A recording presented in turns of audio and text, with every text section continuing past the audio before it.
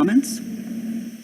Thank you, and I appreciate you making this accommodation, even though I was not able to register prior to the meeting. My name is Krish Gundu.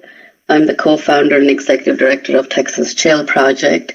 We are a statewide nonprofit advocacy organization, very small group that helps community members navigate the county jail system, the pretrial detention system. And the reason I'm here today is because in the past 5 years or so, a huge majority of our cases are ending up being individuals with serious mental illness and or IDD. So we've sort of had to learn about IDD and all these systems through our casework. And I wanted to share some of the findings that we've put together through our casework. So typically, and this is also, kind of the other caller who was giving public comment earlier. I agree with her that if expansion is not on the table, then any long-range planning is incomplete. But I also want to say that in a large majority of our cases, we find that the families have tried to get help over and over and over again before their loved one gets criminalized for their behavioral health.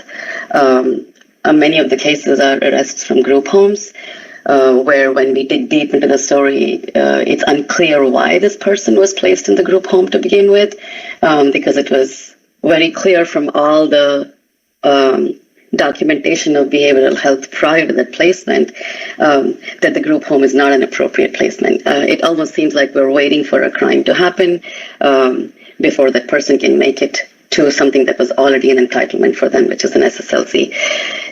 That's one of the other issues we've realized, is that many of the families did not even realize that SSLC was an entitlement for them. So in fact, Senate Bill 944 came out of our work. It was one of our cases where the family was able to provide testimony, which led to the passing of Senate Bill 944. Because I'm sorry to say that, but the state, the LIDAs are gatekeepers to the SSLCs.